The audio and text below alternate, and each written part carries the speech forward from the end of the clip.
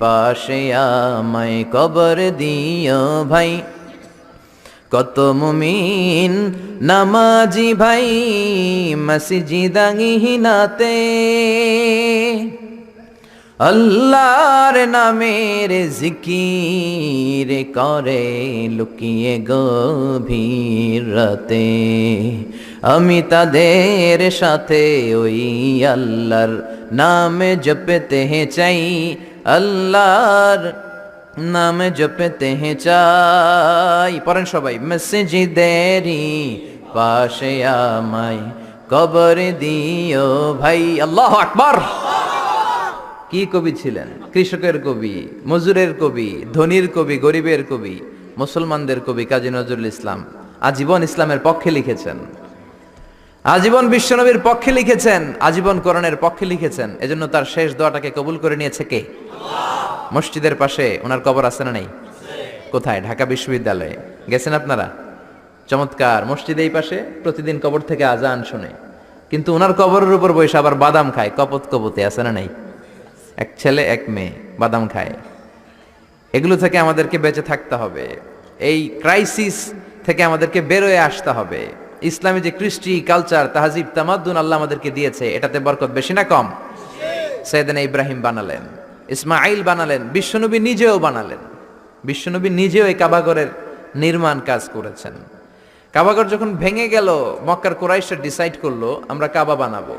পাথর লাগবে, কোত্থেকে? ওই জায়গা থেকে পাথর নিয়ে আসবো। সবাই পাথর আনতে শুরু করলো। কুরাইশ ছেলেরা বললো আমরা বাদ যাবো কেন, আমরাও আনবো। ছোট্ট ছোট্ট বাচ্চারা লুঙ্গি খুলে, লুঙ্গিটার এরকম ভাঁজ করে কাঁধের মধ্যে রেখে এটার উপরে একটা পাথর নিয়ে নিয়ে তারা আনতে লাগলো। সব বাচ্চারা আনে একটা পাথর। কয়টা? আর লুঙ্গি খোলা। লুঙ্গি কি? বিশ্বনবীও ছোট্ট, কিন্তু উনি লুঙ্গি খোলেন না। সুবহানাল্লাহ বলবেন না? উনিও ছোট্ট। ওনার ফ্রেন্ড যারা, ওনার সমবয়সা যারা লুঙ্গি খুইলা এরকম ভাঁজ করছে, ল্যাংটা হইয়া পোলাপান গরমের কালে ল্যাংটা হয়ে পুকুরের মধ্যে ডুবাডুবি আছে না নাই? সব জায়গায় একই সিস্টেম। তো লুঙ্গি ভাঁজ করে এই জায়গায় রেখে সব বাচ্চারা একটা করে পাথর টানে। বিশ্বনবী টানে দুইটা করে। কয়টা করে? কিন্তু পরনের লুঙ্গি পরনে আছে না নাই? লুঙ্গি খোলেন না। এটা তো সাধারণ মানুষ না, এটা অসাধারণ মানুষ। এটা যেন তেন মানব নয়, এটা মহামানব। ঠিক কি না? আপনি ব্রিটিশ মিউজিয়ামে ঢুকবেন, সাদা পাথরের ফলকে লেখা, as a father, as a teacher, as a law giver, as a lawmaker, as a reformer of the society, as a commander, as a messenger, Muhammad is the superman of the world. সুবহানাল্লাহ বলেন। বিশ্বনবীকে Superman বলা হয়।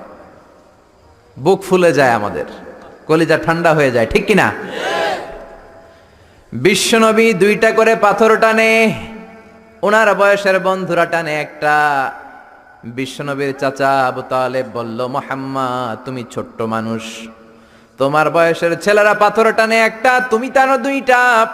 আর সবাই লুঙ্গি খুলে ফেলেছে যাতে কাঁধের মধ্যে ব্যথা না পায়, চোট না পায়। তুমি যেহেতু দুইটা করে পাথর টানো, তুমিও তোমার লুঙ্গি খোলো। খোলো, লুঙ্গি খুলে রাখো। ছোট্ট মানুষ, কি হয়েছে, খোলো না একটু। এরকম মুরব্বীরা অনেকে বলে কি বলে না? বাংলাদেশে এরকম আছে, মুরব্বীরা বলে আরে লুঙ্গি খুল বেটা, সমস্যা নাই, ছোট্ট মানুষ। না, এগুলো করবেন না। যত ছোট্ট বাচ্চা হোক, ওর একটা প্রেস্টিজ আছে না নাই? ওর একটা সম্মান আছে না নাই? এখন থেকে যদি এই অসম্মানগুলো শিখান, ইচ্ছা মতো ঘুষ খাবে, ঘুষ খাইয়া কোপায় ফেলবে সব। শরম থাকবে না, লজ্জা থাকবে না, টেবিলের উপর দিয়েও নিবে, নিচ দিয়েও নিবে। এরকম বেয়াদব আছে না নাই? ছোটবেলা থেকে আদব ঢুকিয়ে দেন, ছোটবেলা থেকে সম্ভ্রম বোধ ঢুকিয়ে দেন, ছোটবেলা থেকে প্রেস্টিজ ঢুকিয়ে দেন, আল্লাহর ওলি হয়ে যাবে। ঠিক কি না? ছোটবেলা থেকে মেয়েগুলোর মাথায় পর্দা নামিয়ে দেন, বুকের মধ্যে ওড়না দিয়ে দেন, ওদের ওড়না সরাবেন না। বইলেন না ছোট্ট মানুষ, বোরকা পরার দরকার নাই। এরকম আল্লাহ দিয়ে যদি বড় করেন, এগুলাই তসলিমা নাসরিন হবে, এগুলাই ঐশী হবে, এগুলাই রামদা দিয়ে মার বাবারে কোপাবে। জোরে বলেন ঠিক কি না? আগে মাহফিলের বিষয় দিতে হুজুর, প্রধান বক্তা আপনি, আপনার আলোচনার বিষয় মাতা পিতার খেদমত। এখন দে হুজুর খেদমতের গুল্লি মারি। বিষয় হচ্ছে মাতা পিতারা যাতে রামদা দিয়া না কোপায়, এই বিষয়ের উপর ওয়াজ করবেন। ঠিক কি না? ঐশী এসপি বাবা না, মা কত শিক্ষিতা, কোপাইয়া সাইজ করে ফেলস। এজন্য ইসলামী শিক্ষাগুলো শেখানোর দরকার আছে না নাই? বিশ্বনবী বললেন না চাচা, I can't do it, I feel shy. ও চাচা আমার শরম লাগে। কি লাগে? এই শরমের একটা গুরুত্ব আছে না নাই? বিশ্বনবী এক সাহাবীর পাশ দিয়ে যাচ্ছেন, ওই সাহাবীর বড় ভাই ওরে ধমকা, এত শরম পাস কেন? এত শরম পাইলে জীবনে কি করবি? বিশ্বনবী বললেন, না না, ইদা লাম তাস্তাহি ফাসনা মা শিতা, তোমার যখন শরম থাকবে না তুমি সবই করতে পারবা। ছোট ভাইটার এরকম ধমক দিও না, ও শরম পায় খুব ভালো, শরমটা খুব ভালো জিনিস, ঠিক কি না? এখন শরম নাই, লাজ নাই, লজ্জা নাই, ভালোবাসা নাই, বিয়ে করেও মানুষ আনন্দ পায় না, ঠিক কি না? মেয়েদের সাথে সব সময় ঘুরে তো তোর বউরে নিয়ে তুই আনন্দ পাবি কেমনে? আমাদের দেহে একটা ইলেকট্রিক্যাল ভাইব্রেশন আছে, ডিফারেন্ট সেক্স, ডিফারেন্ট লিঙ্গের সাথে যখন কেউ মিলবে, একটা মেয়ের পাশে বসবে একটা ছেলে, তার মধ্যে এমনি ভাইব্রেশন শুরু হবে, ঠিক কিনা? কিন্তু বিয়ের আগে এই ভাইব্রেশন গুলো শেষ। কম্বাইন্ড শিক্ষা ব্যবস্থা, এইদিকে বয়ফ্রেন্ড এইদিকে গার্লফ্রেন্ড একসাথে বসে, বিয়ের আগে লাজ শরম সব শেষ হয়ে যায়। এজন্য বিয়ের পরে তাদের দাম্পত্য জীবনে কোনো আরাম নাই, সুখ নাই। আপনার সুখ তো আল্লাহ শুরু করেছে বিয়ে দিয়ে। বাসরাতে বউয়ের ঘোমটা যখন আপনি তুলবেন, লজ্জায় তার চেহারাটা যখন লাল হয়ে যাবে, তখনই তো আপনার সুখ আল্লাহ ঢালতে শুরু করবে। চিল্লায় বলেন ঠিক কি না? এখন বউয়েরও শরম নাই, জামাইয়েরও শরম নাই, কারণ এই ক্লাস আগেই পার করে আসছে, ঠিক কি না? এই ছেলে মেয়েদের সাথে ওঠা বসা, মেলা মেশা, ফ্রি মিক্সিং, এগুলো তো আগেই শেষ, আগেই শেষ। এখন বলে আমার জিএফ আসছে, জিএফ, আমার বিএফ আসছে, বিএফ। এগুলো কি? জিএফ কি রে? ওই যে কয় গার্লফ্রেন্ড, সব জানে। বয়ফ্রেন্ড, ফেসবুকে আমি দেখলাম লেখছে ক্রাশ খাইছে, ক্রাশ। কি রে, এটা কই পাওয়া যায়? কয় হুজুর এটা ওইটা না। আহা, কপাল পোড়ায় জাতি, শরম নাই, লজ্জা নাই। লাজ লজ্জা খুব ভালো জিনিস আমার ভাইয়েরা। কোন এলাকা দেখি? এই ক্যান্টনমেন্ট দৌলতপুরের, মধ্যম শাহ দৌলতপুরে, যাদের কানে আমার মাইকের আওয়াজ যায়, মায়েরা বোনেরা, লজ্জা শরম তোমাদের ভূষণ, এটা তোমাদের সিকিউরিটি, এটা তোমাদের সেফ গার্ড। এজন্য বেশরম হবা না, নির্লজ্জের মতো পাখি ড্রেসের জন্য কান্নাকাটি করবা না, লেহেঙ্গার জন্য বায়না ধরবা না, বোরকা পরবা, সম্মান বাড়াবে কে? আছি আমরা এখন জামানায়, লাজ শরম গেছে হারায়, পাতলা শাড়ির বাহার, পাখি ড্রেস, লেহেঙ্গা পোশাক দেখে নারীর লাজে মরে যাই, হায় হায়। আছি আমরা এখন জামানায়, লাজ শরম গেছে হারায়, ঠিক কিনা? লাজ শরম হারাবেন, নিজের কপালে নিজে কুড়াল মারবেন। এই জন্য দাম্পত্য জীবনে সুখী না। আমাদের কাছে এসে বলে, হুজুর আমার বউরে আমার ভালো লাগে না। তো ভালো লাগবো কেমনে? তুই তো আরো 10 ক্লাস পার করে আসছিস, এমন কোনো আকাম কুকাম নাই, তুই করস নাই। তো তোর বউরে তোর চোখে রাজরানী লাগবে কেমনে? তোর বউরে তো তোর কাছে কর্মচারীর মতো মনে হবে, ঠিক কি না? এজন্য লাজ শরম শিখাবেন। বাচ্চারে কোনোদিন প্যান্ট খুলতে বলবেন না মানুষের সামনে। বিশ্বনবী বললেন, চাচা আমি খুলবো না। কি বললেন? চাচা আই ফিল শাই, আমার লজ্জা লাগে, আমি খুলবো না। আবু তালেব ছাড়ার পাত্র না। না রে ভাতিজা, ছোট্ট মানুষ, তুই বুঝোস না, তোর কষ্ট হয়। বিশ্বনবী কয় কষ্ট হয়, তারপরেও খুলবো। এত লাজুক ছিলেন এই লোকটা। কুমারী নারীর চেয়েও বিশ্বনবী বেশি লাজুক ছিলেন, সুবহানাল্লাহ। এই জন্য নারীরা বিশ্বনবীর কাছে প্রশ্ন করতে আসতো না, লজ্জায়। বিশ্বনবীও লজ্জা পায়, নারীরাও লজ্জা পায়, প্রশ্ন হবে, উত্তর হবে। এই জন্য আল্লাহ বললেন, নবী সাহাবারা আপনার কাছে আসে, প্রশ্ন করে, দৈনন্দিন জীবনের জীবন ঘনিষ্ঠ বিষয়গুলো জেনে যায়, নারীরা আসতে পারে না। এই জন্য আমি আপনার বিবির সংখ্যা বাড়িয়ে দিলাম, সব নারীরা আপনার বিবির কাছ থেকে মাসালা জেনে নিবে। অনেকে বলে বিশ্বনবী নারীর দেহ ভোগ করার জন্য 13টা বিয়ে করছে। কপাল পোড়া, কপাল পোড়া। আমার নবীর ইতিহাসই জানে না। বিশ্বনবীর প্রথম বিয়েটা ছিল 25 বছরের বয়সে। কত বছর? ওনার বয়স ছিল 25। বিয়ে করেছেন সাইয়েদানা সাইয়্যিদাতুনা খাদিজাকে, ওনার বয়স ছিল 40।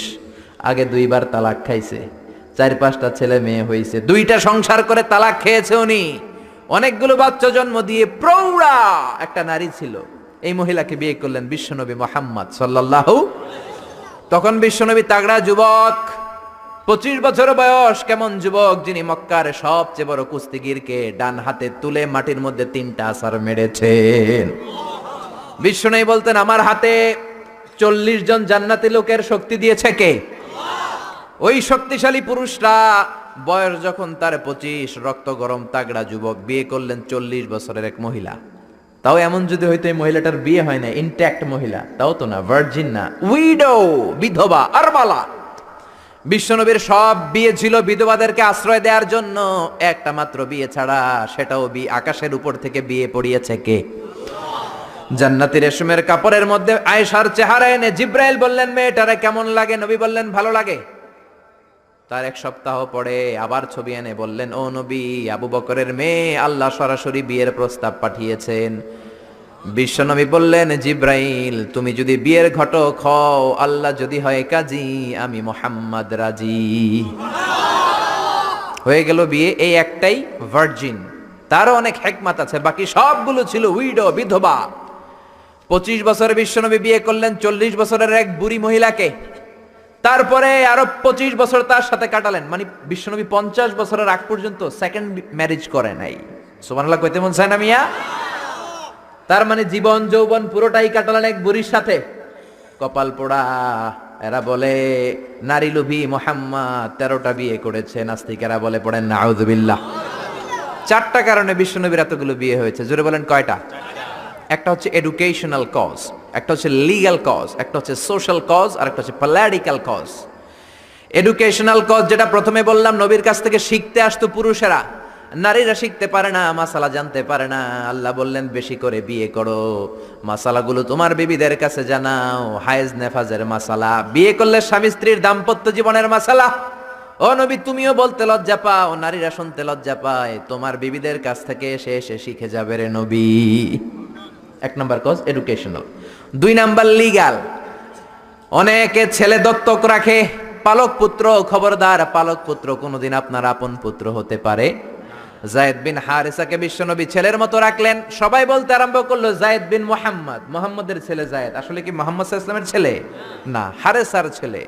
এইটা বোঝানোর জন্য যায়েদ বিন হারেসা যখন জাইনাব বিন জাহাশকে তালাক দিলেন, বিশ্বনবী বললেন, তুমি তোমার পালক পুত্রের বউকে এখন বিয়ে করবা। সুবহানাল্লাহ। Legal cause, to inform the society the legal rule of Islam. ইসলামের রুলিং শিখানোর জন্য পালক পুত্রের বউ তালাক পাওয়ার পরে বাবা বিয়ে করতে পারে। সুবহানাল্লাহ কোন? আর জোরে কোন? 2টা গেল। 3 নাম্বার সোশ্যাল কারণে আমার নবী ছিলেন সামাজিক। সামাজিকতার বন্ধনকে শক্ত করার জন্য কিছু বিয়ে করলেন। কেমন? বিশ্বনবীর রাইট হ্যান্ড, ডান হাত ছিল আবু বকর। আল্লাহ বললেন, তোমার যেহেতু ডান হাত, বিয়েটা করলে তো আরো শক্ত হবে ডান হাত, ঠিক কি না? আবু বকরের মেয়ের সাথে বিয়ে। বিশ্বনবীর লেফট হ্যান্ড, বা হাত ছিল ওমর। ওমরের এক বউ হাফসারে বিয়ে করলেন, এও তালাক খাওয়া। ডান হাত বাম হাত, এই যে সোশ্যাল কারণে বিশ্বনবী বিয়ে করলেন। 4 খলিফা। 4 খলিফার প্রথম 2 জন বিশ্বনবীর শ্বশুর, পরের 2 জন বিশ্বনবীর জামাই। সুবহানাল্লাহ বাড়িতে যায় বললেন আল্লাহু আকবার। আবু বকর, সাইয়েদনা ওমর বিশ্বনবীর শ্বশুর, আর ওসমানকে দিলেন 2 মেয়ে, আলীরে দিলেন 1 মেয়ে। আল্লাহু আকবার। এই সোশ্যাল কারণে বিশ্বনবীর বিয়ের সংখ্যা বেড়েছে। সর্বশেষ হচ্ছে পলিটিক্যাল, রাজনৈতিক কারণে। কি রাজনৈতিক কারণ? বনুল মুস্তালাকে বিশ্বনবী যুদ্ধ করলেন। যুদ্ধ করার পর বনুল মুস্তালাকের লিডারের নাম ছিল হারিস বিন মেরার। হারিস বিন মেরারের একটা মেয়ে ছিল, তার নাম ছিল জুয়াইরিয়া বিনতুল হারিস। বিশ্বনবীর 11টা বউ, 2টা ছিল দাসী।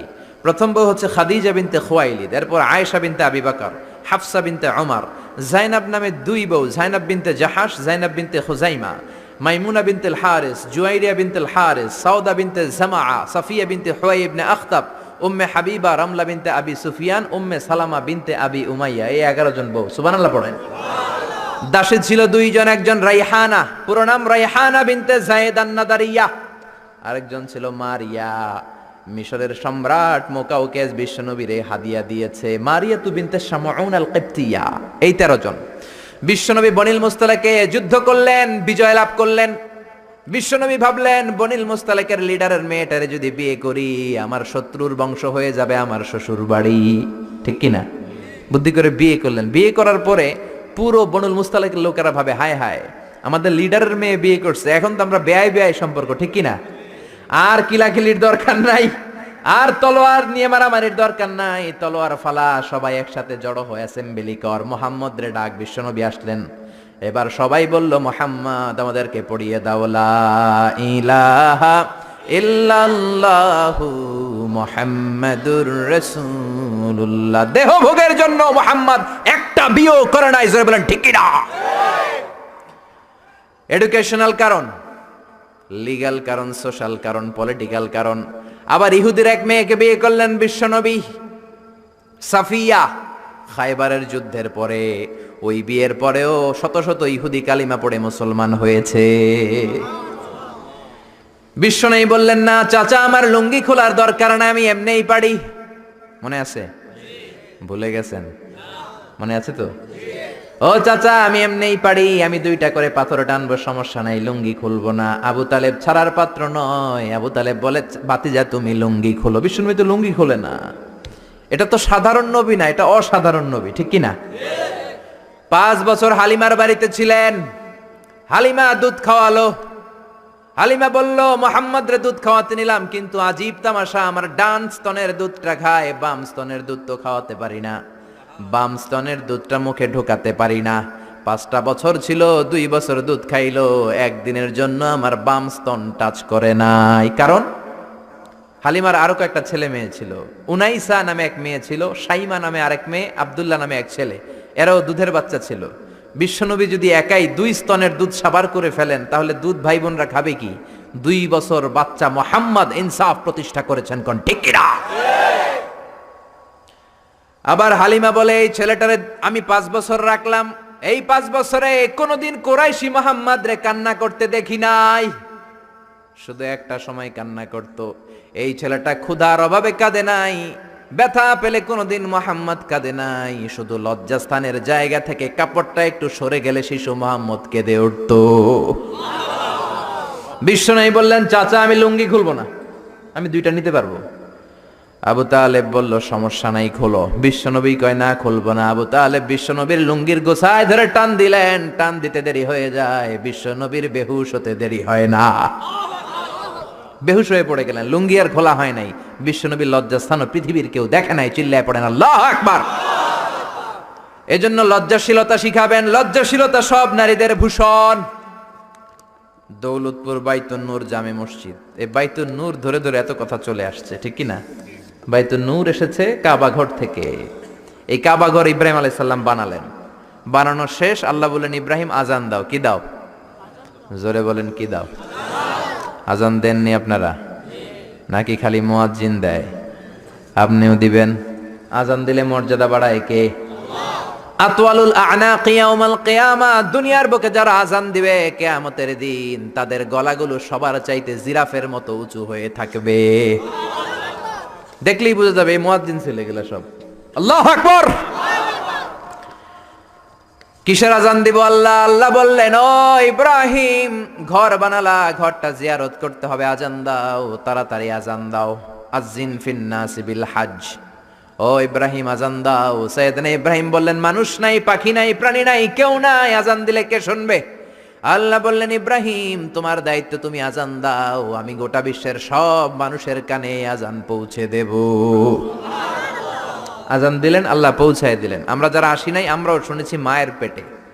মায়ের পেটে এই আজান আমাদের কানেও এসেছিল। যারা পেটেও ছিলাম না, আলামুল আরওয়াহে তাফসীর এসেছে, তাদের কানেও এসেছে। এই আজান শুনে যারা সাড়া দিয়েছে, লাব্বাইক বলেছে, তাদেরই নসিবে আছে কাবা ঘর জিয়ারত করা। জোরে বলেন সুবহানাল্লাহ।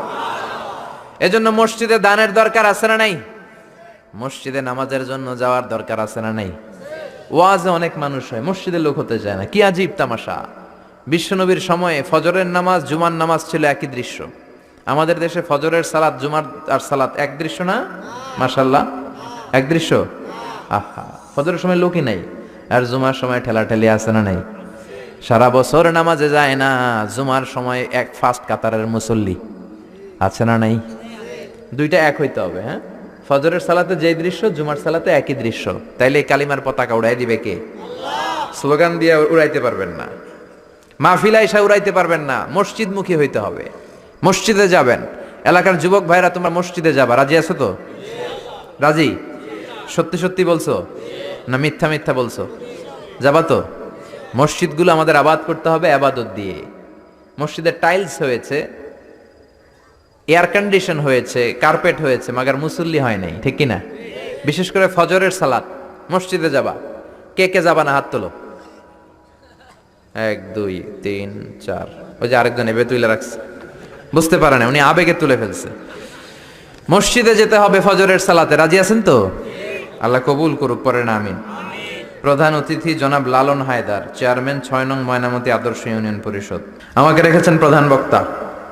বিশেষ বক্তা হচ্ছে মাওলানা ফেরদৌসুর রহমান নুরুল আলম সাহেব। যারাই কথা বললেন আল্লাহ কবুল করুক, পড়েন আমিন। আর সভাপতি আলহাজ মোহাম্মদ সাদেক সাহেব, উনি আসছে? উনি অসুস্থ, আমিও অসুস্থ হয়ে গেলে ভালো হইতো। পরিচালনায় হযরত মোহাম্মদ শাহ আলম, ও ছেলে আসছে, মাশাআল্লাহ, আল্লাহ কবুল করুক, পড়েন আমিন। শাহ আলম আনসারী, আল্লাহ সবাইকে কবুল করুক। আমরা এখনই কোরআন থেকে সরাসরি কথা শুনবো। আমি আসলে খুব ক্লান্ত। গতকাল প্রোগ্রাম ছিল আমার রাজশাহী, রাজা নাই শাহী নাই তবু রাজশাহী, মতিঝিলে মতি নাই আছে শুধু ঝিল, ঠিক কিনা? তো রাজশাহীতে গেলাম প্লেনে, আসলামও প্লেনে। রাজশাহী থেকে ঢাকা আসছি 40 মিনিটে, কিন্তু ঢাকা থেকে কুমিল্লায় আসছি মাশাআল্লাহ 8 ঘন্টায়, কারণ ডিজিটাল বাংলাদেশ, ঠিক কিনা?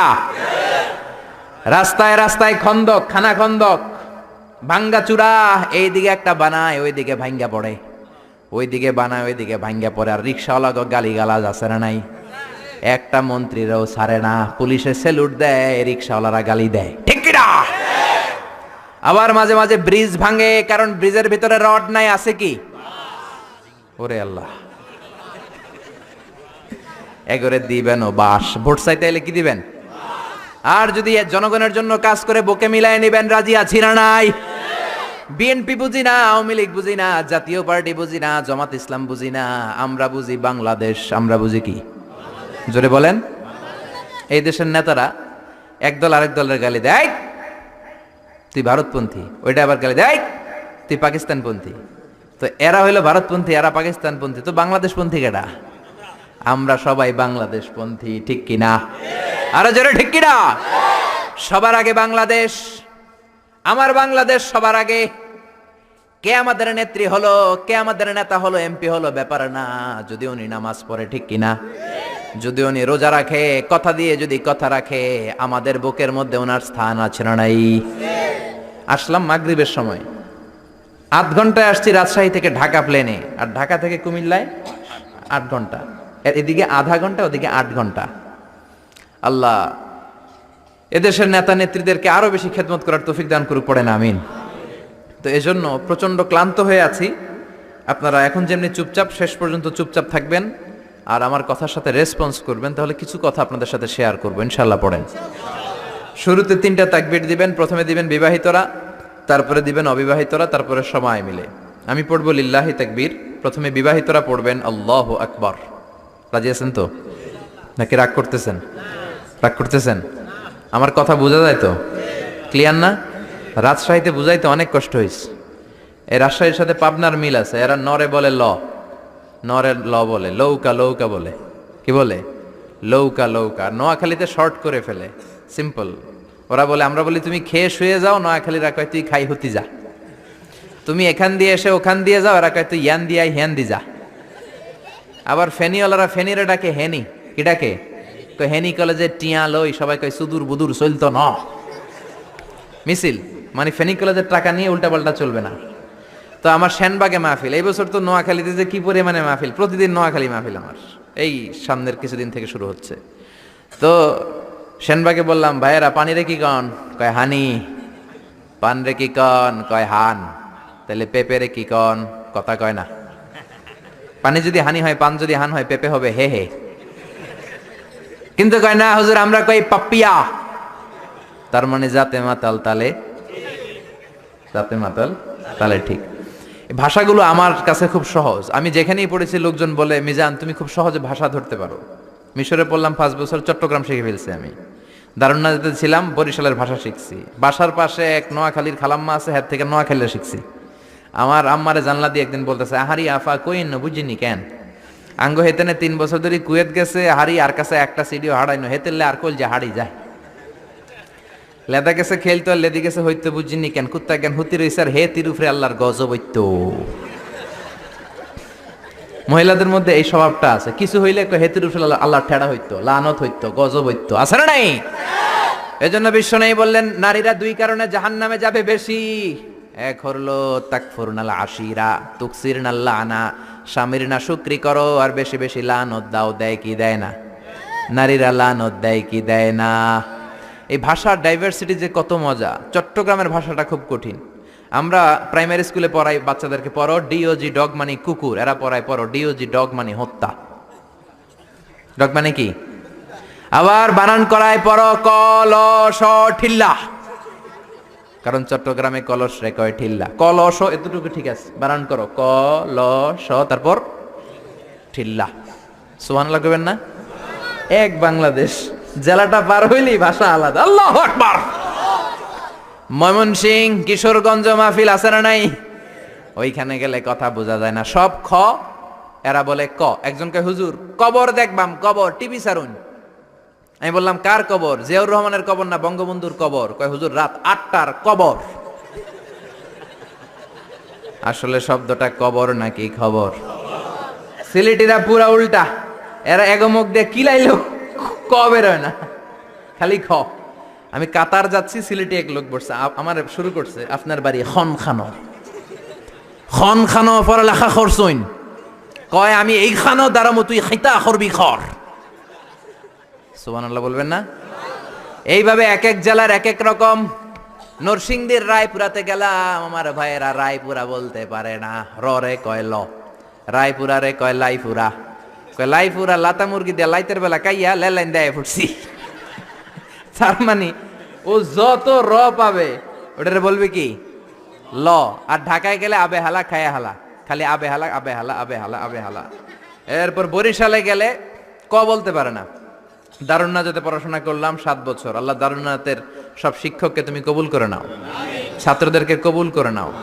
আসলে আলেম গড়ার মার্কাজ, এলেম আমল আছে। কেউ যদি বলে হুজুর ছাত্র কই দিব, এক কথা আমি বলি দারুন্নাজাতে দেন।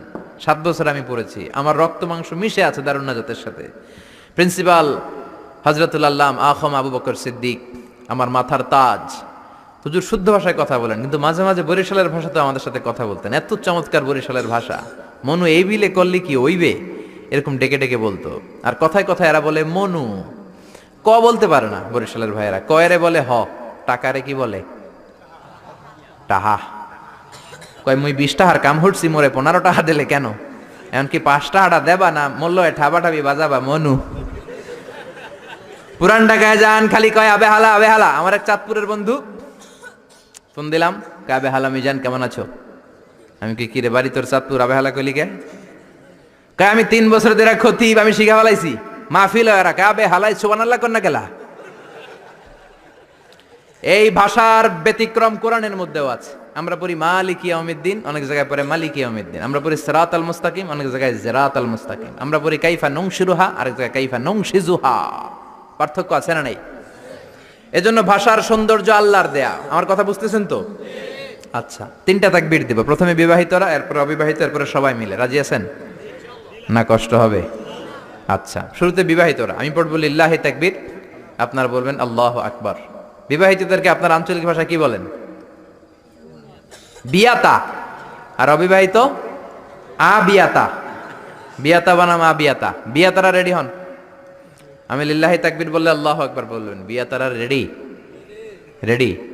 হেরা যে রেডি এটাও কইতে পারে না। রেডি? বিয়াতারা তাকবীর দেন। লিল্লাহি তাকবীর। জোন নাই, রোজা রাখছিল আজকে, নফল রোজা। এবার আবিয়াতারা। বিয়াতাদেরকে হারায় দেওয়ার দরকার আছে না নাই? হারায় দেওয়া যাবে তো? লিল্লাহি তাকবীর।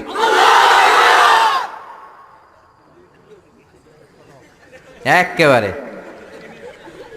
একেবারে হোয়াইট ওয়াশ নাকি বাংলা ওয়াশ? আর সবাই মিলে দেন 3টা। সবাই মিলে 3টা দেন, যাতে প্যান্ডেল কাঁপে। আমি দেখবো কাঁপে কিনা। 1 নাম্বার লিল্লাহি তাকবীর। এই যে কাঁপতেছে, আপনি নাড়া দিচ্ছেন শরীরটা এমনি। আপনার শরীরটা নাড়া দেওয়াতে আল্লাহু আকবার কে যে নাড়াটা দিছে, ওই ধাক্কাতেই কেঁপে গেছে। নাড়া দেওয়া যাবে না। হ্যাঁ, আপনি স্ট্রেট বসে থাকেন, শুধু আপনার মুখ নড়বে। হ্যাঁ, নাড়া দিয়েন না। এবার জোরে তাকবীর দেব যাতে প্যান্ডেল কেঁপে যায়। লিল্লাহি তাকবীর। হ্যাঁ, এবার কাঁপতেছে। মাশাআল্লাহ। আরেকটা দেই, লিল্লাহি তাকবীর। আমি খুতবার শুরুতে একটা আয়াত তেলাওয়াত করেছি। আয়াতটা হচ্ছে সূরাতুল মুলকের। কোন সূরা? সবাই বলেন নাই কোন সূরা? আমি সব জায়গায় বলি যে এটা ক্লাস, তাফসীর মাহফিলটা কি আদান প্রদান হবে, প্রশ্ন উত্তর প্রশ্ন উত্তর। রাজি আছেন তো? উত্তর না দিলে কথা হবে না, উত্তর দিলেই আমার কথা সুন্দর হবে, ঠিক কি না? আর বুঝার চেষ্টা করতে হবে প্রাণের ভাইয়েরা আমার, বুঝতে হবে আমলের নিয়তে। ইখলাসটা বড় জরুরি। অনেক প্রধান বক্তা কিয়ামতের দিন জাহান্নামে যাবে, অনেক দানশীল ব্যক্তি জাহান্নামে যাবে, অনেক শহীদ ফি সাবিলিল্লাহ জাহান্নামে যাবে। সহিহ হাদিস। প্রধান বক্তা বলবে, আল্লাহ, বাংলাদেশের এমন কোন জেলা নাই যেই জেলায় আমি কোরআনের দাওয়াত নিয়ে যাই নাই। আল্লাহ বলবেন, না না, তুমি দাওয়াত নিয়ে গিয়েছো যেন লোকেরা তোমার নামে তাকবীর দেয়, এই জন্য। আমার ভয় তোর অন্তরে ছিল না, তুই জাহান্নামে যা, go to the hell fire. এক লাথি মেরে প্রধান বক্তারা জাহান্নামে পাঠাবে। ওই রকম প্রধান বক্তা আল্লাহ তুমি আমাদেরকে বানিও না, বলে না আমিন। অনেক দানশীল জাহান্নামী হবে, আল্লাহ বলবেন তুইও জাহান্নামে যা। দানশীল বলবে, আল্লাহ, আমার এলাকায় যত মসজিদ আছে সবগুলো আমি বানাইছি। আল্লাহ বলবেন, কথা ঠিক, কিন্তু তুমি বানিয়েছো তোমারে দানবীর বলবে, এজন্য। দানশীল, দ্য বিজনেস ম্যাগনেট, হাতেম তাই উপাধি তোমাকে দিবে, এই জন্য। তো হাতেম তাই উপাধি তো দুনিয়াতে তুমি পেয়েছো, আমার কাছে কি চাও? আমার কাছে তোমার জন্য কিচ্ছু নাই, go to the hell fire, জাহান্নামে যা। সবচেয়ে ভয়ঙ্কর হলো শাহিদ ফি সাবিলিল্লাহ, জাহান্নামে যাবে। আল্লাহর রাস্তায় যুদ্ধ করে দেহের তাজা রক্ত বিলিয়ে শহীদ হয়েছে, তারাও জাহান্নামে। সবাই না, যাদের ইখলাস নাই। শহীদ বলবে, আল্লাহ, আমি কেন জাহান্নামী? আল্লাহ বলবেন, তুইও যা। আল্লাহ, আমার দেহের তাজা রক্ত বিলিয়ে দিয়ে তোমার কালিমার পতাকা গেড়েছি, আমি কেন জাহান্নামে যাব? আমার তো জান্নাত পাওয়া দরকার। আল্লাহ বলবেন, না না, তুমি যুদ্ধ করেছো যাতে লোকেরা তোমাকে বীর বলে, বীর। লোকদের বাহাবা পাওয়ার জন্য যুদ্ধ করেছো, দেখানোর জন্য যুদ্ধ করেছো, সব লোক দেখানো, শুধু রিয়া। রিয়া আন্নাস, মানুষকে তো ঠিকই দেখাইছো তুমি, খেলা তো দেখাই আসছো দুনিয়াতে। যা চাইছিলা তা তো দুনিয়াতে পেয়েছো, আমার কাছে পাওয়ার কিছু, তুমিও জাহান্নামে যাও। আমরা কি ওই শ্রেণীর লোক হতে চাই? এজন্য অন্তরে ইখলাসের দরকার আছে না নাই? কে ওয়াজ করলো, হুজুরের কণ্ঠ কেমন, দেখতে কেমন, হুজুর গরম করতে পারে কিনা, ওয়াজ জমাইতে পারে কিনা, এরকম টেন্ডেন্সি আছে না নাই? অনেক জায়গায় গেলে হুজুর ওয়াজ জমাইতে হবে। আরে ভাই, ওয়াজ আবার জমাই কেমনে? আমি তো কোরআন থেকে কথা বলবো, আপনারা শুনবেন, নোট করে নেবেন, আমলের চেষ্টা করবেন, এটাই তো, ঠিক কিনা? আবার বলে হুজুর ঠান্ডা ওয়াজ এইখানে চলে না, গরম ওয়াজ দিবেন, গরম। এগুলার একটার মধ্যে ব্যক্তিগত জীবনে আমল নাই, ঠিক কিনা? ওয়াজ হবে আল্লাহর সন্তুষ্টির জন্য, বিশ্বনবীর শেখানো পন্থায়। মনের মধ্যে দরদ থাকবে, যাদেরকে বলছেন দরদ নিয়ে বলবেন, দরদ নিয়ে শুনবেন। অন্তর থেকে কথা বললে ওই কথা মানুষের অন্তরে যে লাগে, মুখ দিয়ে বললে শুধু কানে লাগে, ঠিক কিনা? আমরা অন্তর থেকে বলার চেষ্টা করব, অন্তরে লাগানোর চেষ্টা করব, আর আমলের চেষ্টা করব, জীবনটা যাতে পরিবর্তন হয়। প্রতি শীতে কত মাহফিল, একদিন আমার 2 মাহফিল আছে। এবছর শুরু করছি ফজরের পর থেকে, ফজরের পরে মাহফিল আছে, জোহরের পরে আছে, বাদ মাগরিব আছে, বাদ এশা আছে, বিভিন্ন সময় মাহফিল। তার মানে এক একটা গ্রামে শুধু তাফসীর প্রোগ্রাম আর তাফসীর প্রোগ্রাম। সবগুলো তো আল্লামা হয়ে যাওয়ার কথা, কিন্তু হয় না কেন? ইখলাস নাই, শিখার জন্য আসে না। আপনি শিখেন, নোট করেন, জীবনটারে পরিবর্তন করে দিবে কে? সবাই শিখতে রাজি আছেন তো? আসেন আমরা সূরাতুল মুলকের তাফসীর শুনি। সূরাতুল মুলক 29 পারার প্রথম সূরা। কত পারা? আয়াত 30টা। কয়টা? মাক্কি সূরা। মাক্কি না মাদানী? রুকু 2টা। জোরে বলেন, কয়টা? এটা অনেক বরকতের সূরা, অনেক বরকত। বিষ্ণুই বলেছেন, মানিআতুন মিন আযাবিল কবর। মুস্তাদরাকুল হাকিমের হাদিস, বিশ্বনবী বলেন, আল মানিআতু মিন আযাবিল কবর ইন্না ফিল কুরআনি সূরা। কোরআনে একটা সূরা আছে যেটা কবরের আযাব থেকে বাঁচিয়ে দেয়। সুবহানাল্লাহ, বাড়িতে যে বলবেন আল মানিআতু মিন আযাবিল কবর, কবরের আযাব থেকে বাঁচায়। কবরের আযাব থেকে বাঁচার দরকার আছে না নাই? নাকি আমরা কেউ কবরে যাব না? দাদা গেছে, বাবা গেছে, আপনাকেও যেতে হবে, ঠিক কিনা? কিন্তু আমাদের লাইফস্টাইল দেখলে মনে হয় না যে আমরা কবরে যাব। খালি আমার আমার বলি, বুক ফুলায় বলি, এটা আমার, আমার হুন্ডা, আমার গাড়ি, হতে আলামু, ঠিক কিনা? খালি বড়াই করি, সাহস দেখাই, বেটাগিরি দেখাই। তোর চেয়েও বড় বেটা ছিল কি ছিল না? নমরুদ গোটা বিশ্বের বাদশা ছিল, একদিনের জন্য একটা হাসি দেয়া লাগে নাই, সর্দি হয় নাই, জ্বর হয় নাই, এত ভালো ভালো খাবার খাইতো। ওই নমরুদও চিৎপটাং, ঠিক কি না? ওই ফেরাউনও চিৎপটাং, আর তুমি কোন সলিমুদ্দি আর কলিমুদ্দি? এই জন্য কবরে যেতে হবে, এটা আমার ওইটা আমার, সব আমার, সব আমি খামু, সব আমি খামু। পেট হইছে দূর, হ্যাঁ সব খাইব, কপাল পোড়া। আমার আমার বলবেন না। জিজ্ঞেস যদি করি ভাই বাড়িটা কার, কয় আমার বাড়ি। বুক ফুলায় কয় আমার বাড়ি, 3 তলা বাড়ি, ঘুষের টাকা দিয়ে বানাইছি, আছে না নাই? আমার বাড়ি আমার, আমার গাড়ি। কেমন করে তোমার বাড়ি? তোমার বাবাও যখন এই বাড়িতে থাকতো সেও বলতো এটা আমার বাড়ি, তোমার দাদাও যখন থাকতো সেও বলতো আমার বাড়ি, তোমার দাদার দাদার দাদাও যখন এই বাড়িতে থাকতো সেও বলতো এটা আমার বাড়ি, ঠিক কিনা? আপনি মরে যান, আপনার ছেলে যখন থাকবে, কেউ যখন জিজ্ঞেস করবে ভাই সাহেব বাড়িটা কার, বলবে আমার। বলবে না? বলবে না? নাকি কইবে আমার দাদার বাড়ি? কেউ বলে? এরপর আপনার নাতির নাতির নাতিও যখন এই বাড়িটাতে থাকবে, যখন সবাই জিজ্ঞেস করবে বাড়িটা কার, বলবে আমার বাড়ি।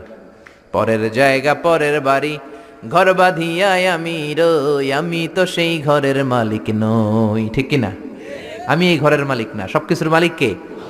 এজন্য কবরে আমাদের যেতে হবে, কবরের প্রিপারেশন নিতে হবে। বিশ্বনবী বললেন মানে আতুন মিন আযাবিল কবর, এই সূরাতুল মুলক যে প্রতিদিন তেলাওয়াত করবে তাকে কবরের আযাব থেকে বাঁচাবে কে? এবার তিরমিজির একটা হাদিস শুনেন। তিরমিজির বিশ্বনবী বললেন শাফাআত লি সাহিবিহা, এই সূরাটা, এই সূরার তেলাওয়াতকারীর জন্য কিয়ামতের দিন সুপারিশ করবে। খুশি না বেজার? ও মিয়া, কোরআন যদি আল্লাহর কাছে কারোর জন্য সুপারিশ করে, ওই সুপারিশ আল্লাহ ফেলতে পারবে নাকি? প্রধানমন্ত্রী শেখ হাসিনার কাছে যদি অর্থমন্ত্রী সুপারিশ করে, কারোর জন্য ফেলতে পারবে?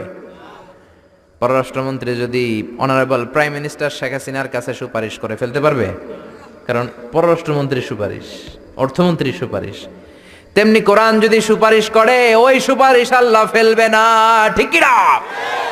সহিহুল জামেতে আরেকটা হাদিস এসেছে, বিশ্বনবী বলেন খাসামাত আন সাহিবিহা, এই সূরাটা কিয়ামতের দিন আল্লাহর সাথে তর্ক করবে, ঝগড়া করবে, ডিবেট করবে। আল্লাহর সাথে তর্ক, কত সাহস! কি নিয়ে তর্ক বলবে আল্লাহ? যতক্ষণ না তুমি এই সূরার তেলাওয়াতকারীকে জান্নাতে না ঢুকাবা, আমি তর্ক করতেই থাকবো। আল্লাহু আকবার। হাত্তা দাখালাহুল্লাহুল জান্নাতা, যতক্ষণ আল্লাহ তারে জান্নাত না দেয় ততক্ষণ পর্যন্ত এই সূরাটা ঝগড়া করবে।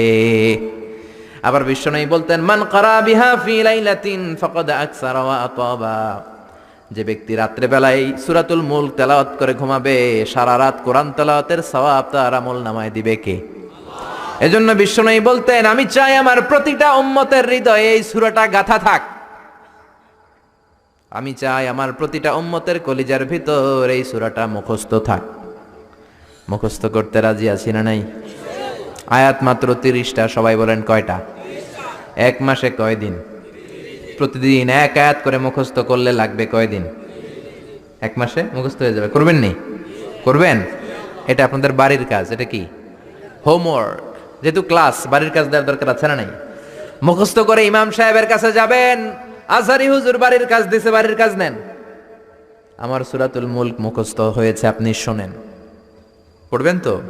মা বোনেরা, আপনাদের যাদের কানে আমার মাইকের আওয়াজ যায়, সূরাতুল মুলক মুখস্থ করবেন, নিজেরা পড়বেন, বাচ্চাকে শোনাবেন।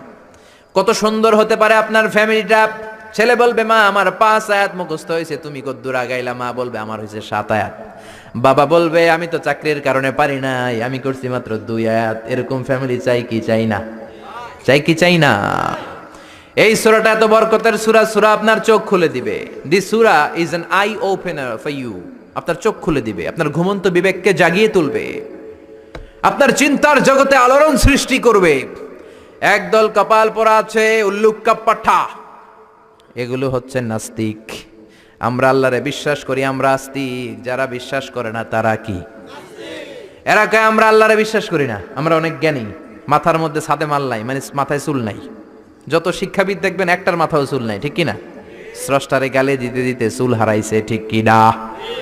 এরা বলে আমরা আল্লাহরে মানি না, কারণ আনসিন ইজ নাথিং, যেটা দেখি না ওটা বিশ্বাস করি না, বলে না? কপাল পোড়া, মিথ্যাবাদী। অনেক কিছু দেখে না কিন্তু বিশ্বাস করে। Do you see the air in the atmosphere? ভূমণ্ডলে যে বাতাস, বাতাস আপনি দেখেন? জোরে বলেন। So why do you believe on that? তাহলে বিশ্বাস করস কেন? Do you see do you see the bad headache someone feel? একজন বলতেছে হুজুর মাথাটা ছিঁড়ে যায়, ফু দিয়ে দোয়া পড়ে দেন, মাথার ব্যথায় মরে যায়। ওই বেটার যে মাথায় ব্যথা দেখা যায়, কিন্তু মাথায় ব্যথায় বিশ্বাস করি কি করি না? আমরা অনেক কিছু দেখি না কিন্তু বিশ্বাস করি, ঠিক কিনা? আল্লাহরে তুই দেখবি কেমনে? তুই তো নিজেরাই দেখোস নাই। আপনি কি আপনার চোখ দেখেন আয়নার সাহায্য ছাড়া? এই যে আমি তাকিয়ে আছি, আমার চোখটা আমি দেখি। আপনি কি আপনার পিঠ দেখেন আয়নার সাহায্য ছাড়া?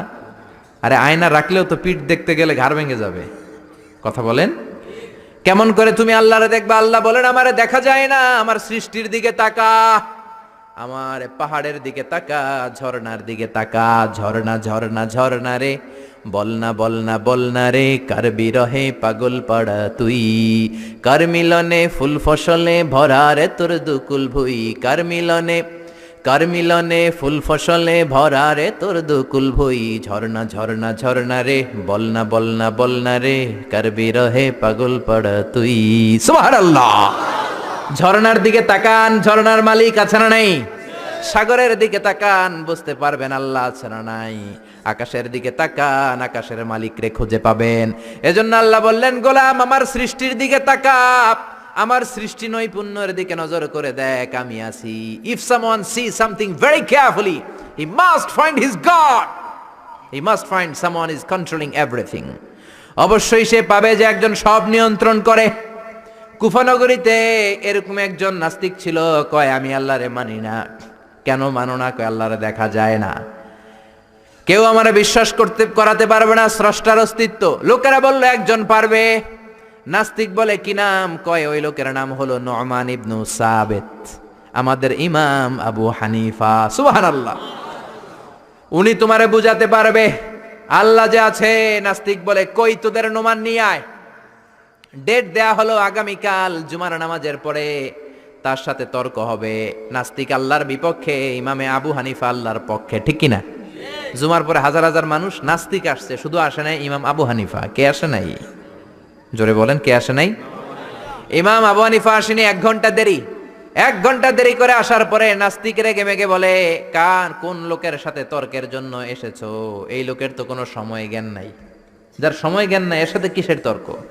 সাইয়েদনা ইমাম আবু হানিফা বলে ইনদি উযর, আই হ্যাভ এক্সকিউজ, আমার উযর আছে। কি উযর? কি উযর আপনার? দেরি করলেন কেন?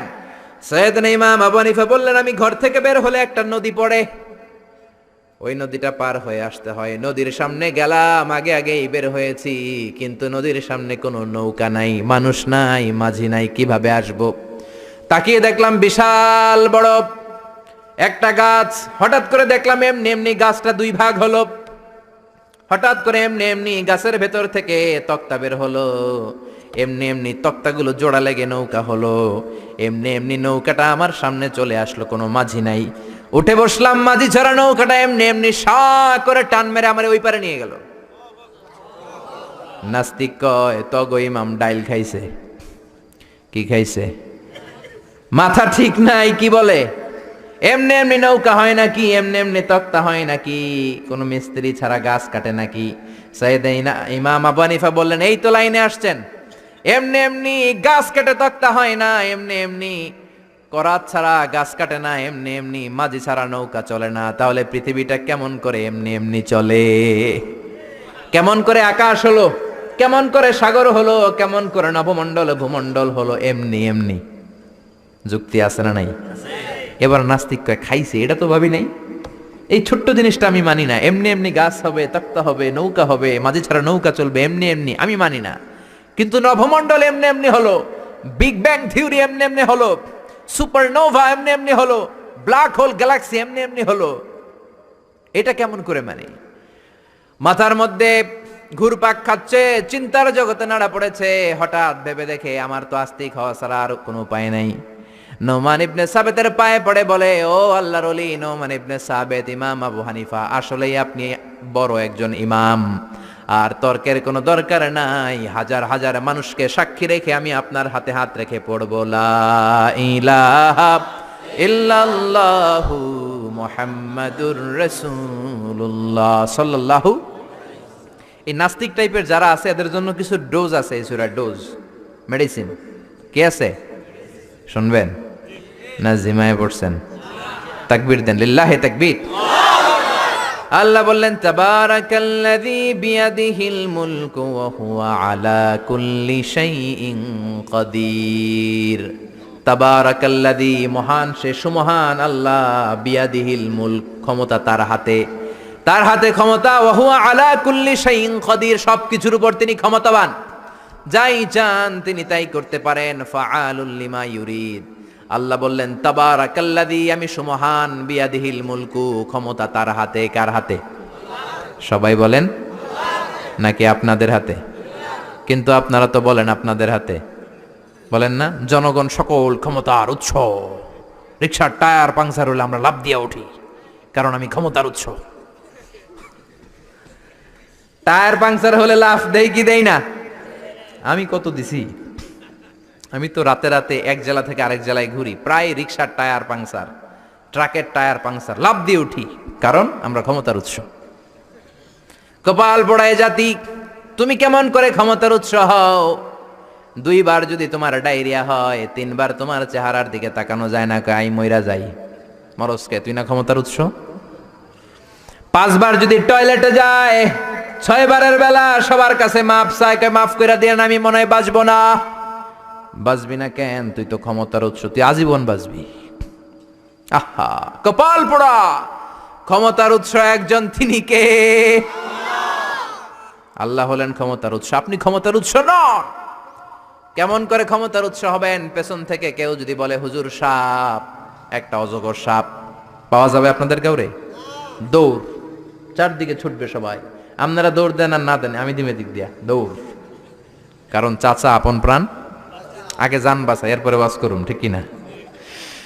তো এই হলো আমাদের দশা। আল্লাহ বললেন ওয়া খুলিকাল ইনসানু দাঈফা, ও গোলাম, তোমাদেরকে একেবারে দুর্বল করে আমি বানিয়েছি, কিচ্ছু নাই তোমার। কুত্তা এম করে কামড়াইলে আমরা কুত্তারে কামড়াইতেও পারি না, পারি? কুত্তায় কামড়ায় আমি চাইয়া থাকি আর কাঁদি, ঠিক কিনা? বললা আমারে কামড় দিয়া দেয়, দৌড়ে ধরতেও পারি না, পারি? খালি কাঁদি আর কাঁদি। সবারে আল্লাহ নিজেকে সেভ করার জন্য অনেক কিছু দিলেন, আমগো কিচ্ছু নাই। আমরা দুর্বলের ঘরের দুর্বল। আল্লাহ বললেন দুর্বলের ঘরের দুর্বল হয়ে কেমন করে সাহস করিস যে তোরা ক্ষমতার উৎস? কশিন কালেও তোমরা ক্ষমতার উৎস হতে পারো না। ক্ষমতার উৎস কে? এজন্য আল্লাহ বললেন তাবারাকাল্লাযী বিয়াদিহিল মুলকু ওয়া হুয়া আলা কুল্লি শাইইন কাদির। সুমহান সেই সত্তা, সব ক্ষমতা তার হাতে। কার হাতে? নাকি আপনাদের হাতে? এটা রাষ্ট্রীয় কুফরি। জনগণ সকল ক্ষমতার উৎস, এটা রাষ্ট্রীয় কুফরি। রাষ্ট্র থেকেও অনেক কুফরি আমাদেরকে শেখানো হয়, এগুলো আমরা শিখবো না, ঠিক কিনা? ক্ষমতার মালিক হলেন আল্লাহ। আমাদের ক্ষমতা নকল ক্ষমতা, আসল ক্ষমতা কার? আমাদের কোনো ক্ষমতা নাই, আমাদের ক্ষণস্থায়ী চিরস্থায়ী ক্ষমতার মালিক কে? যখন ভূমিকম্প হয় দেখবেন কিরকম দৌড় দেয়। মহাসমাবেশে ককটেল বোমা বিস্ফোরণ হলে দেখবেন খালেদা জিয়ারে থুইয়া সবাই দৌড়, শেখ হাসিনারে থুইয়া সবাই দৌড়, এরশাদ রে থুইয়া সবাই দৌড়, ঠিক কিনা? স্লোগান দেয় আমার প্রাণের নেতা, প্রাণের নেত্রী, জীবন দিয়ে দিব, বোমা ফাটলে দেয় দৌড়, ঠিক কিনা? দৌড় দেয় কারণ হচ্ছে তোমার কোনো ক্ষমতা নাই, তুমি দুর্বল, দুর্বলের ঘরের দুর্বল তুমি। রাত 3টার দিকে যখন ভূমিকম্প হয় লোকজন বাড়ি থইয়া দেয় দৌড়, সব ভাড়াটিয়া গুলো দেয় দৌড়, শুধু বাড়িওয়ালারা মনে হয় দৌড় দেয় না, নাকি বাড়িওয়ালারাও দেয়? বিল্ডিং এর মায়া আর থাকে না, ভাড়াটিয়াও দৌড়, বাড়িওয়ালাও দৌড়, প্রধান শিক্ষক দৌড়। শুধু র্যাবের প্রধান যিনি আছে ওনার তো অনেক সাহস, উনি শুধু দৌড়টা দেয় না, উনি আগে দেয়। প্রেসিডেন্ট দেয় দৌড়, শুধু এদেশের সবচেয়ে বড় ক্ষমতাধর নারী 17 কোটি মানুষের প্রধানমন্ত্রী শেখ হাসিনা দৌড় দেয় না, আগে দেয়। আমি কই নাই কিন্তু, আপনি কইছেন। উনিও দৌড়, কারণ বাঁচতে হবে তো, বাঁচার জন্য দেয় দৌড়। অসহায় আমরা, কোনো ক্ষমতা আমার হাতে নাই, ক্ষমতা কার হাতে? 2004 সালে বরিশালে গেলাম বাসে করে, ফিরে আসছি লঞ্চে করে। সদরঘাটে পৌঁছতে আর 1-1.5 ঘন্টা বাকি। শুরু হলো তুফান, লঞ্চ ডুবে যাবে। সাগরের মধ্যে লঞ্চ ডুবে যাবে, লঞ্চের ভেতরে চিৎকার। ওই দিন লঞ্চের শুধু মুসলমানেরা আল্লাহরে ডাকে নাই, হিন্দুগুলাও জিকির করছে কার? সারেং বলল জানলা খুলে দেন, পর্দা নামায় দেন, বাতাস পাসিং হইলে হয়তো লঞ্চ বেঁচে যাবে। ওই দিন চিনলাম আল্লাহ কারে কয়। আল্লাহ কেসকো কাতে, আল্লাহর জিকির করতে করতে চাপা ফুলাই ফেলাইছি আমি। আহা, সবার মুখে চিৎকার বাঁচাও। আমি কইলাম কে বাঁচাইব? কে হুজুর আমনে। দাঁড়িয়ে দেখছে তো, হুজুর আমনে বাঁচাইবেন। আমি কইলাম তাইলে আমারে বাঁচাইব কে? কয় আল্লাহ। আসলে বিপদে বললে বাঁচাতে পারে একজন, তিনি কে? এগুলো বাস্তব কথা। কক্সবাজারে যাবেন, 8 নম্বর 9 নম্বর সতর্ক সংকেত তুফান, তখন দেখবেন শুধু মুসলমানেরাই ডাকে না, ওখানে গৌতম বুদ্ধের মুরিদ আছে কিছু, ওগুলো জিকির করে কার? কয় লা ইলাহা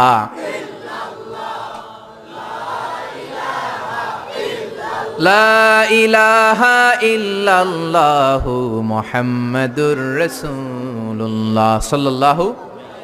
ডোনাল্ড ট্রাম্প সবচেয়ে বড় ক্ষমতাশালী ব্যক্তি, ঠিক কিনা? সব ক্ষমতা তো ওর হাতে, তাই না? ডোনাল্ড ট্রাম্প তো ক্ষমতার উৎস হওয়া উচিত। ও কি ক্ষমতার উৎস? আপনারা দেখেছেন কিনা জানি না, ইউটিউবে একটা ভিডিও দেখা যায়, সে বক্তব্য দিচ্ছে একটা অডিয়েন্সের সামনে। হঠাৎ বিউ গলে একজন লোক বাঁশি বাজাইছে ওরে ভয় দেখানোর জন্য, ব করে আওয়াজ করছে, লাফ দিয়ে উঠছে একটা। ওর স্পেশাল সিকিউরিটি ফোর্স চারদিকে এমনি ধরছে, স্যার আমরা আছি। তারপরে সে শান্ত হয়েছে। যারা ভিডিওটা দেখেছেন তারা বুঝবেন কত অসহায় তারা, ঠিক কিনা? যত বড় ক্ষমতার অধিকারী হন।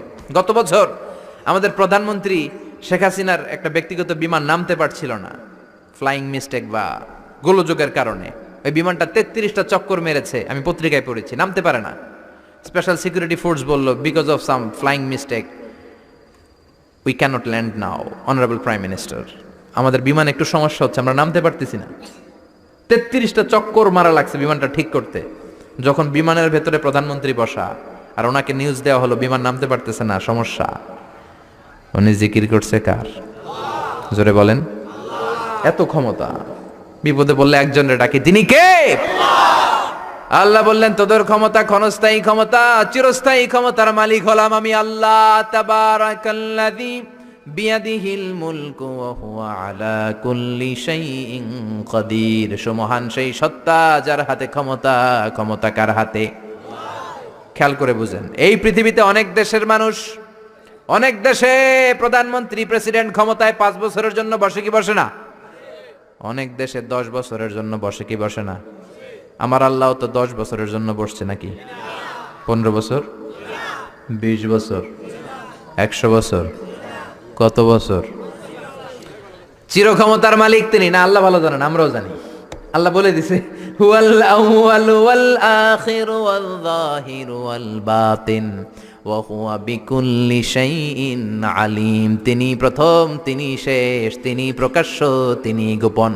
আল্লাহ বলেন আমি অনাদিকাল থেকে ক্ষমতার চেয়ারে বসা, অনন্তকাল পর্যন্ত থাকবো, ঠিক কি না? তোমাদের মতো 5 বছরের 10 বছরের টার্মে আমি ক্ষমতায় বসি নাই। আমি আল্লাহর ক্ষমতা চিরকালের ক্ষমতা, ঠিক কিনা? চিরকাল ক্ষমতার চেয়ারে বসা।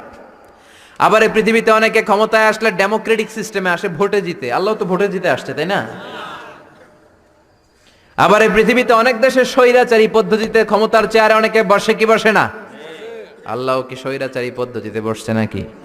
আবার অনেক দেশে মোনার্কি সিস্টেম, মানে রাজার পোলা রাজা, আল্লাহর বাবা রাজা ছিল তাই আল্লাহ রাজা। হ্যাঁ, আল্লাহ এভাবে রাজা? আল্লাহ বললেন না, কুল হুয়াল্লাহু আহাদ আল্লাহুস সামাদ লাম ইয়ালিদ ওয়া লাম ইউলাদ। আমি জন্ম কাউরে দেই নাই, কারো থেকে জন্ম নেই নাই, আজীবন আমি ক্ষমতার চেয়ারে বসা, ঠিক কি না? আবার পৃথিবীতে দেখা যায় ভালো একটা আন্দোলন করলে ক্ষমতা থেকে নামানো যায় কি যায় না? আমি মিশরে ছিলাম, প্রেসিডেন্ট ছিল জামাল আব্দুল নাসের অনেক আগে। আমি যখন ছিলাম প্রেসিডেন্টের নাম ছিল হোসনি মুবারক। বিশাল একটা আন্দোলন হলো, ক্ষমতা থেকে নেমে গেল। তার মানে চরম আন্দোলন করে অনেককে ক্ষমতার চেয়ার থেকে নামানো যায়, ঠিক কিনা? অথবা গণ অভ্যুত্থান করে নামানো যায়। আমরা সবাই মিলে একটা আন্দোলন করেই তো আল্লাহর নামায় দিতে পারবো, তাই না? পারবো? আমরা সবাই যদি আন্দোলন করি, আমাদের সাথে যদি যোগ দেয় জিনের দলেরা জিন, ফেরেশতারাও যদি কয় আমরাও আছি আপনাকে দলে, আল্লাহরে আর আমরা ক্ষমতায় দেখতে চাই না, ওনারা তো নামানো যাবে? যাবে? সবাই মিলেও ওনারা নামানো যাবে? আল্লাহ বলেন আন্নাকুম গায়রু মুজিজিল্লাহ। ও গোলাম, গোলামের ঘরের গোলাম, তোরা আমার গোলাম, আমরা কি? আরো জোরে বলেন, বিশ্বনবী নিজের পরিচয় দিতেন, আল্লাহ আমরা আপনার গোলাম, গোলামের ঘরের গোলাম, বান্দির ঘরের গোলাম। নিজের সবসময় গোলাম বলবেন। কার গোলাম? আল্লাহ বললেন, ও গোলামের দল, গোলামের বাচ্চা, আন্নাকুম গায়রু মুজিজিল্লাহ, খবরদার সবাই মিলে তোরা আন্দোলন করলে আমার এক শিকি ক্ষমতাও তোরা কমাতে পারবি। এজন্য আল্লাহ বললেন, তাবারাকাল্লাযী বিয়াদিহিল মুলকু ওয়া হুয়া আলা কুল্লি শাইইন কাদির। সুমহান সেই সত্তা যার হাতে সব ক্ষমতা, তিনি সব পারেন। খেয়াল করে বুঝবেন, আবার পৃথিবীতে অনেক দেশের ক্ষমতার চেয়ারে যারা বসা, অনেক বয়স হয়ে যাওয়ার কারণে স্বেচ্ছায় অবসরে যায় কি যায় না? রিটায়ারমেন্ট আছে না নাই? বয়সের ভারে নুজ্জ হয়েছে, আর দায়িত্ব পালন করতে পারে না, অবসরে যায়। আল্লাহর তো অনেক বয়স হয়ে গেছে, এবার অবসরে যাওয়া দরকার। রিটায়ারমেন্টে যাবে না কিছুদিন পর? যাবে, যাবে। ওনার কোনো রিটায়ারমেন্ট নাই, উনি ক্লান্ত হয় না, শ্রান্ত হয় না, ঘুম ধরে না, ওনার তন্দ্রাও নাই। লা তাখুযুহু সিনাতুন ওয়ালা নাওম, আমার ঘুম নাই, আমার তন্দ্রা নাই। আবার বললেন, ওয়ালা ইয়াউদুহু হিফযুহুমা ওয়া হুয়াল আলিয়্যুল আযীম। আকাশ জমিন নিয়ন্ত্রণ করতে আমি আল্লাহ বিন্দু মাত্র ক্লান্ত হই না। সুবহানাল্লাহ। বোঝা গেল এই ক্ষমতাটা আল্লাহর চিরদিনের, কর্তৃত্ব, পাওয়ার, সভরাইনটি, অথরিটি আজীবনের জন্য, ঠিক কি না? সে আল্লাহ বললেন, গোলাম, তাবারাকাল্লাযী বিয়াদিহিল মুলকু ওয়া হুয়া আলা কুল্লি শাইইন কাদির। ক্ষমতা আমার হাতে, আমি ক্ষমতার চেয়ারে বসাই আবার নামাই। যারা এখন গোটা বিশ্বের ক্ষমতার চেয়ারে আছে, বসিয়েছে কে? কুলিল্লাহুম্মা মালিকাল মুলকি তু'তিল মুলকা মান তাশাউ ওয়া তানজিউল মুলকা মিম্মান তাশা ওয়া তু'ইজ্জু মান তাশাউ ওয়া তুযিল্লু মান তাশাউ বিয়াদিকাল খায়র ইন্নাকা আলা কুল্লি শাইইন কাদির। ও আল্লাহ, আপনি ক্ষমতার মালিক, যারা চান ক্ষমতা দেন, যারা চান ক্ষমতা থেকে নামান।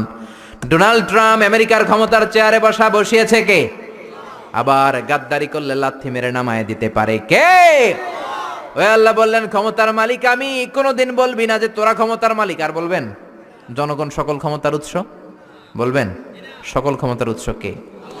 আমরা বললাম আল্লাহ, বুঝলাম আপনি ক্ষমতার মালিক, আর কিসের মালিক আমাদেরকে জানান। আল্লাহ বললেন, আল্লাযী খালাকাল মাউতা ওয়াল হায়াতা লিয়াবলুয়াকুম আইয়ুকুম আহসানু আমালা ওয়া হুয়াল আজিজুল গফুর। আমি এমন আল্লাহ, আমি জীবনের মালিক, মরণেরও মালিক। জীবনেরও মালিক, মরণেরও মালিক। তিনি কে? জীবন দেয় কে? মরণ দেয় কে? রব্বি আল্লাযী ইউহয়ী ওয়া ইউমীত। আমার আল্লাহ এমন আল্লাহ, তিনি জীবন দেন, তিনি মরণ দেন। আবার জীবন মরণের মাঝখানে তিনি একটা জিনিস রেখেছেন, যেটার নাম হলো রূহ। নাম কি? সবাই বলেন। রূহ দেখছেন তো না আপনারা? কে কে দেখেছেন? দাদা যখন মরে গেছিল দেখছেন কোন দিক দিয়ে বের হয় রূহটা? দাদি যখন মরছে কোন দিক দিয়ে বের হয় দেখছেন? আব্বা যখন মরছে কোন দিক দিয়ে বের হলো দেখেছেন নাকি? দেখা যায় না। জীবন মরণের মাঝখানে আল্লাহ রুহু দিলেন। এই রুহু আছে। মিজানুর রহমান আজহারী হাত নাড়ায়, কোরআন তেলাওয়াত করে, হাসে, কাঁদে। আপনাদের ভেতর রুহু আছে, আপনারাও হাসেন, নড়েন, চড়েন। রুহুটা যখন বের হয়ে যাবে, লাশ হয়ে আমরা পড়ে যাব, ঠিক কি না? রুহু যতদিন থাকে ততদিন দেহটা জিন্দা। রুহু যখন শূন্যে উড়াল দেয়, দেহটা তখন হয় মুর্দা, ঠিক কি না? আল্লাহ বললেন, দুইটার মাঝখানে আমি রুহু রাখলাম। মক্কার কুরাইশরা জিজ্ঞেস করল, আব্দুল্লাহর বেটা মুহাম্মদ, রুহু কারে বলে? তুমি দাবি করেছো তুমি নাকি নবী। তুমি যদি নবী হও, রুহু কারে বলে বলো। বিশ্বনবী বলেন না, আকাশের দিকে তাকান, কারণ আমার নবী নিজ থেকে কিছু বলতেন না। গ্রিন সিগন্যালের অপেক্ষায় আছেন, উপর থেকে যদি ওহী আসে বিশ্বনবী উত্তর দিবেন। আল্লাহ বললেন, কুলির রূহু মিন আমরি রাব্বি ওয়া মা উতিতুম মিনাল ইলমি ইল্লা কালিলা। ও নবী, আপনি বলে দেন রুহুটা আমার আদেশ। রুহুটা কার আদেশ? কথা বলেন, রুহুটা কার আদেশ? আল্লাহর আদেশে ঢুকে আল্লাহর আদেশে বের হয়। আল্লাহ ছাড়া এই ব্যাপারে কেউ জানে না, ঠিক কি না? আল্লাহ বললেন, ওমা উতিতুম মিনাল ইলমি ইল্লা কালিলা। তোমাদের জ্ঞান একেবারে কম। কলিল, কলিল মানে অল্প। সবাই বলেন, কলিল মানে কি? অল্প তোমাদের জ্ঞান। এই কলিলের ব্যাখ্যা কি? সাইয়েদনা মুসা আলাইহিস সালাম সাইয়েদনা খিজির আলাইহিস সালামের সাথে সাগরের মধ্যে ভ্রমণ করে নৌকা দিয়ে, নৌকার মধ্যে এসে বসেছে চড়ুই পাখি। চড়ুই পাখি ঠোঁট দিয়ে সাগর থেকে পানি খায়, পানি খাওয়ার কারণে ঠোঁটের মধ্যে পানি লেগে যায়। খিজর আলাইহিস সালাম বললেন, ও মুসা, পানি খাওয়ার কারণে চড়ুই পাখির ঠোঁটের মধ্যে যতটুকু পানি লেগেছে, এই পানিটা গোটা বিশ্বের সব মানুষের জ্ঞান, আর সাগরের সব পানি জলরাশিগুলো হলো আমার আল্লাহর জ্ঞান। কালিল, অল্প জ্ঞান। আল্লাহ বললেন, খবরদার রুহুর পিছনে দৌড়াবি না, রুহুর পিছনে ছুটবি না, ছুটে কোনো লাভ নাই। রুহু কোন দিক দিয়ে ঢুকে কোন দিক দিয়ে বের হয় কেউ জানে না, একজন ছাড়া, তিনি কে? আপনি আজীবন রুহুর পিছনে দৌড়াইয়াও রুহু বের করতে পারবেন? কারণ রুহু ঢুকে কার অর্ডারে, বের হয় কার অর্ডারে? ইউনাইটেড স্টেটস অফ আমেরিকার এক মেডিকেল টিমের প্রধান বলল, আমি রুহু বের করে ছাড়ুম। কি বের করে ছাড়ুম? জোরে বলেন। আমি রুহু বের করে ছাড়বো, এটার মাধ্যমে আমি নোবেল প্রাইজ পাবো। I will be the Nobel laureate. রুহু বের করার মাধ্যমে আমি নোবেল প্রাইজ পাবো। সবাই কয়, কেমনে পাবেন? সে বলল, চল আমার সাথে মুমূর্ষু রোগী নিয়ে আয় কয়েকটা। আইসিইউর মধ্যে ভর্তি, আইসিইউ বুঝেন তো, ইন্টেন্সিভ কেয়ার ইউনিটে থাকে, এরকম মাস্ক পরা, অক্সিজেন নেয়, ছাড়ে কৃত্রিম ভাবে। নিয়ে আয় কয়েকটা, গ্লাস ফিটিং করা রুমের ভিতরে ঢুকানো হলো। বলল, চেক হিজ বিপি, ওর বিপি মাপ। বিপি মানে ব্লাড প্রেশার। মাইপা দেখে বিপি আছে, যে ধাক্কা মারে না, ধপ ধপ ধপ। যতদিন বেঁচে আছি ধাক্কাটা আছে না নাই, এই দমটা আছে না নাই? দমটা চলে গেলে আপনি বাঁচবেন? কি হইবেন? ঠুস হবেন, ঠিক কিনা? হায় রে মানুষ রঙিন ফানুষ, দম ফুরাইলে তবু তো ভাই কারো